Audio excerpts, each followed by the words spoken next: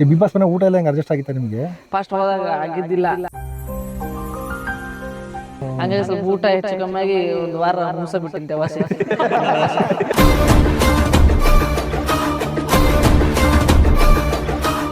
ಮಂಜು ಅವರೆಲ್ಲ ಉಗ್ರ ರೀತಿಯಾಗಿ ಆಡ್ತಿದ್ರು, ಒಂಥರ ಆವೇಶವಾಗಿ ಹೋಗ್ತಾ ಇದ್ರು. ನೀನು ಮಾತ್ರ ತುಂಬ ಕೂಲಾಗಿದ್ದೆ. ಏನ ಕೂಲಾಗಿರೋ ಕಾರಣ ಏನಂತೇಳಿ? ನಾವು ಗೆದ್ರು ಹತ್ತ ಸೋದ್ರು ಹತ್ತ ಯಾಕೆ ಸುಮ್ ಮೈ ಕೈ ಯಾಕೆ ನುಗ್ಗು ಮಾಡ್ಕೊಳ್ಳೋದು ಅಂತೇಳಿ ನನ್ನ ಪಾಡಿ ನಾ ಆಟ ಆಡ್ತಿದ್ದೆ.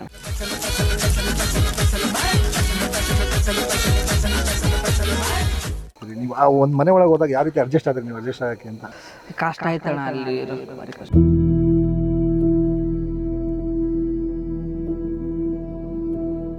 ಸತ್ತಾರಂದ್ರು ಯಾರು ಏನು ಹೇಳಂಗ ಇಲ್ಲ.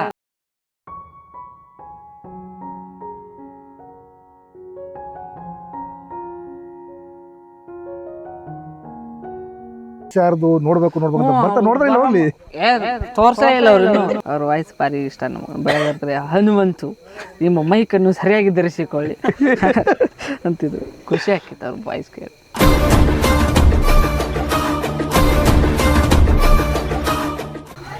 ಬಿಗ್ ಬಾಸ್ ಸೀಸನ್ 11ರ ವಿನ್ನರ್ ಹನುಮಂತು ಇವತ್ತು ತವರೂರಿಗೆ ಬಂದಿದ್ದಾರೆ. ಬೆಳಗ್ಗೆ 10 ಗಂಟೆಯಿಂದ ಸಂಜೆ 6 ಗಂಟೆವರೆಗೂ ಕೂಡ ನಿರಂತರವಾಗಿ ಮೆರವಣಿಗೆ ಆಗಿದೆ. ಭವ್ಯವಾದ ಮೆರವಣಿಗೆಯಲ್ಲಿ ಹನುಮಂತು ಊರಿಗೆ ಬಂದಿದ್ದಾರೆ. ಸೊ ನನ್ನ ಜೊತೆ ಹನುಮಂತ್ ಇದ್ದಾರೆ. ಹನುಮಂತು, ಹೇಗೆ ಅನ್ನಿಸ್ತು ಬೆಳಗ್ಗೆಯಿಂದ ಮೆರವಣಿಗೆ ಮಾಡಿದ್ರಿ ಊರಲ್ಲಿ ಬಂದು? ಏನು ಅನ್ನಿಸ್ತು? ಭಾರಿ ಖುಷಿ ಆಯ್ತು ರೀ. ನಾನು 3 ತಿಂಗಳಾದಮೇಲೆ ನಮ್ಮ ಊರಿಗೆ ಬಂದೆ. ನಮ್ಮ ಎಲ್ಲ ಗುರಿ ಹಿರಿಯರು ಹಾಗೂ ನಮ್ಮ ಸವಣೂರು ತಾಲೂಕಿನ ಅಕ್ಕಪಕ್ಕ ಎಲ್ಲ ಹಳ್ಳಿಯರು ಅಣ್ಣಂದಿರು ಬಂದು ಇವತ್ತು ಡಿಜೆ ಗಿಜೆ ಹಚ್ಚಿ ಒಳ್ಳೆ ಹುರುಪಿಂದ ಒಳಗೆ ಕರ್ಕೊಂಬಂದಾರ. ಮಂದಿ ಊರೊಳಗೆ ಭಾರಿ ಊರು ಒಳಗೆ ಕರ್ಕೊಂಬಂದಾರ. ಭಾರಿ ಖುಷಿ ಆಯ್ತು ರೀ, ಭಾರಿ ಖುಷಿ ಆಯ್ತು. ಹೌದು, ಬಿಗ್ ಬಾಸ್ ಮನೆ ಒಳಗೆ ಹೋಗ್ಬೇಕಾರೆ ಏನು ಅನ್ನಿಸ್ತು ನಿಮಗೆ? ಸುದೀಪ್ ಸರ್ ಭೇಟಿ ಆಗಿಲ್ಲ, ಏನಿಲ್ಲ ಅಂತ ಒಂದು ಕಡೆ ಹೇಳಿದ್ರಿ ನೀವು. ಒಳಗೆ ಹೋಗೋಗಿ ಯಾವ ರೀತಿ ಭಯ ಇತ್ತಾ, ಏನಿತ್ತು? ಯಾಕಂದ್ರೆ ಎಲ್ಲ ಫಾಸ್ಟ್ ಆಗಿರೋ ಜನ. ಫಸ್ಟ್ ಹೆದರಿಕೆ ಇತ್ರಿ. ನಾನು ಮೊದಲು ಸುದೀಪ್ ಸರ್ ಭೇಟಿಯಾಗಿ ಹೋದ್ರೆ ಆಯ್ತಂತ ಅನ್ಕೊಂಡಿದ್ದೆ. ಅಲ್ಲಿ ಹೋಗಿದ್ದಾಗ ಆ ವಾರ ಸುದೀಪ್ ಸರ್ ಲಘು ಹೋಗ್ಬಿಟ್ಟಿದ್ರು. ಬೇಜಾರಾತ, ಅಯ್ಯೋ ನಾನು ಸುದೀಪ್ ಸರ್ನ ಭೇಟಿಯಾಗಿ ಬರಲಿಲ್ಲಲ್ಲ ಅಂತಾರ. ನಾನು ಹೋಗಂಬುದು ಹತ್ಕೊಂಡು ಹೋಗಿದ್ದೆ ಸುದೀಪ್ ಸರ್ ಇಲ್ಲ ಅಂತೇಳಿ. ಅದು ಹೆದರಿಕೆನೂ ಇತ್ತು. ಆಮೇಲೆ ಹೋಗಿದ್ದಾಗ ಖುಷಿ ಆಯ್ತು. ಒಂದು ವಾರ ಸ್ವಲ್ಪ ಅವ್ರು ಕೂಟ ಹೊಂದ್ಕೊಳಕ್ಕೆ ಸ್ವಲ್ಪ. ಈಗ ಅಲ್ಲಿ ಒಳಗಡೆ ನಿನಗಿಂತ ತುಂಬ ಫಾಸ್ಟ್ ಆಗಿದ್ದವ್ರು ಇದ್ರು. ಎಲ್ಲ ತುಂಬ ಸ್ಟ್ಯಾಂಡರ್ಡ್ ಆಗಿ ಬಂದಿದ್ರು.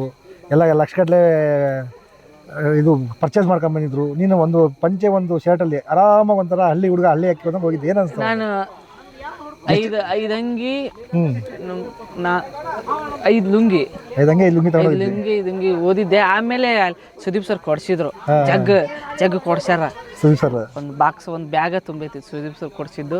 ಭಾರಿ ಖುಷಿ ಆಯ್ತು. ಚಪ್ಪಲ್, ಬೂಟು, ಒಂದು 10 ಜೊತೆ ಅಂಗಿ, 10 ಜೊತೆ ಲುಂಗಿ, ಕೋಟು ಸುದೀಪ್ ಸರ್ ಎಲ್ಲ ಕೊಡ್ಸ್ಯಾರ. ಭಾರಿ ಖುಷಿ ಆಯ್ತು. ನಾನು 4 ಅಂಗಿನ 5 ಅಂಗಿ 5 ಲುಂಗಿ ತೊಗೊಂಡು ಹೋದವ. ಇಷ್ಟೆಲ್ಲ ನಾನು ಒಂದೇ ಬ್ಯಾಗ್ ತೊಗೊಂಡೋಗಿದ್ದೆ. ನೀವು ಒಂದು ಬ್ಯಾಗ್ ತಗೊಂಡೋದ ಒಳಗಡೆ ಇದ್ರಲ್ಲ, ಅವರೆಲ್ಲ ಏನಂದ್ರು ನಿಮಗೆ? ನಿಮ್ಮ ಬಗ್ಗೆ ಏನಂತ ಮಾತಾಡಿದ್ರು ಅವರು? ನಮ್ಮ ದೋಸ್ತ ಅಂದ, ಏನಿದು 5 ತಂದಿಲ್ಲನ, ಇದೇನು ಬಾಳೆ ಮಾಡಕ್ ಬಂದ್ವಿ ಇಲ್ಲಿ, ಅವನು ಹೋಗೋದು ಹಾಕೊಂಡ್ಲಕ್ ನಡೀತೈತಂದು ಅವ್ರನ್ನ ಹಾಕ್ತಿದ್ರು. ಆಮೇಲೆ ಸುದೀಪ್ ಸರ್ ಕೊಟ್ಟು ಕಳಿಸಿದ್ರು. ಖುಷಿ ಆಯ್ತು. ಅವ್ರ ಜೊತೆ ಎಲ್ಲ ಹೊಂದಾಣಿಕೆ ಯಾವ ರೀತಿ ಇತ್ತು ಒಳಗಡೆ? ಏನು ಚಲೋ ಇದ್ರಿ. ಅವ್ರು ಆಟ ಅಂದಾಗ ನಾವು ಅಷ್ಟೇ ಜಗಳ ಆಡ್ತಿದ್ವಿ. ಎಲ್ಲರೂ ಒಳ್ಳೆಯರು.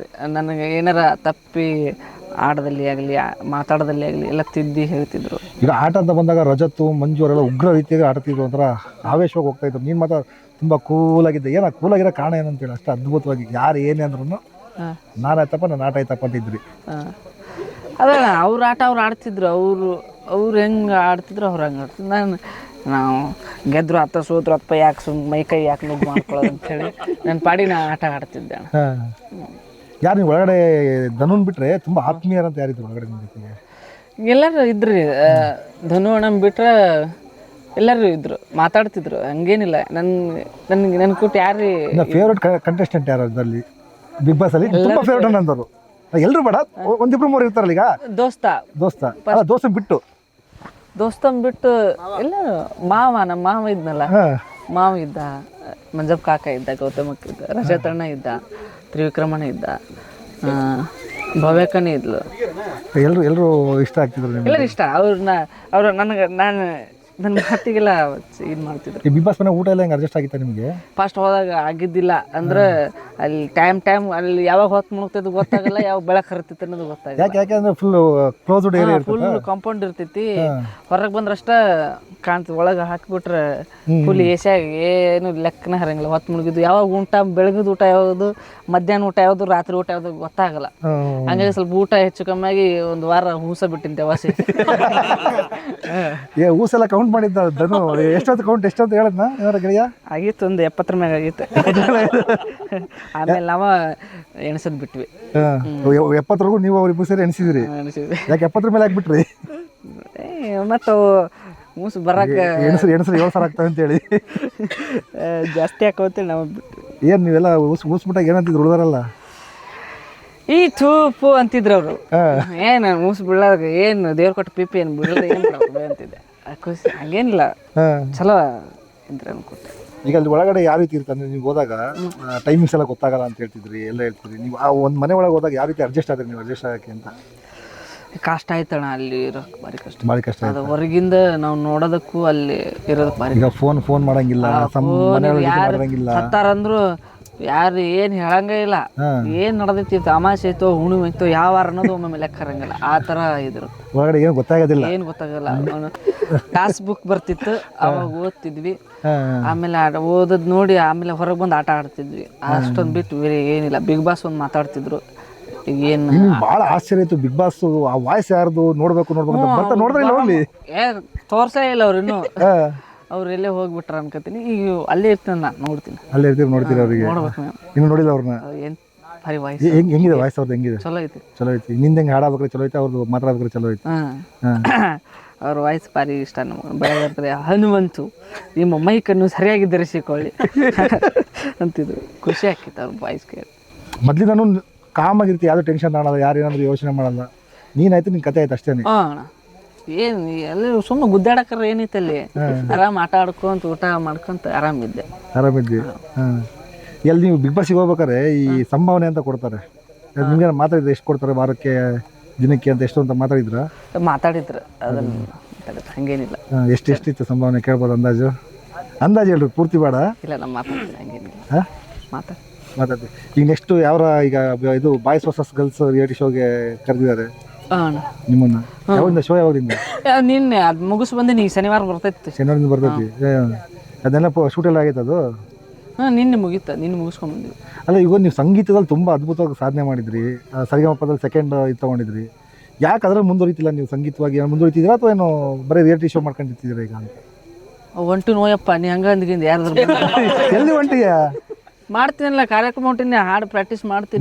ಹಂಗೆ ನಾನು ಒಳ್ಳೇದೇ ಕೇಳ್ತಿದ್ದಪ್ಪ ನಿನಗೆ, ಯಾಕಂದ್ರೆ ನಿನ್ ಧ್ವನಿ ಚೆನ್ನಾಗೈತಿ ಅಂತ ಹೇಳಿ. ಮತ್ತೆ ನೀ ಹಂಗ ರಿಯಾಲಿಟಿ ಶೋ ಮಾಡ್ಕೊಂಡು ಹೊಂಟೆಂದಲ್ಲ.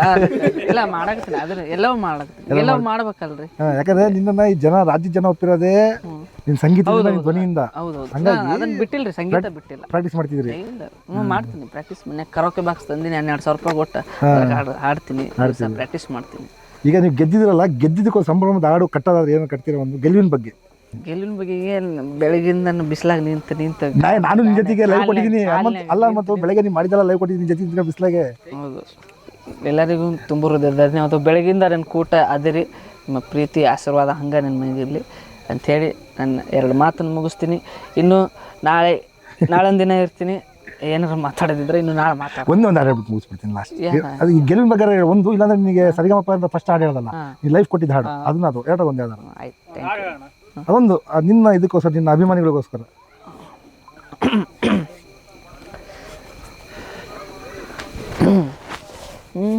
ಕೇಳೋ ಜಾಣ ಶಿವ ಧ್ಯಾನ ಮಾಡಣ್ಣ,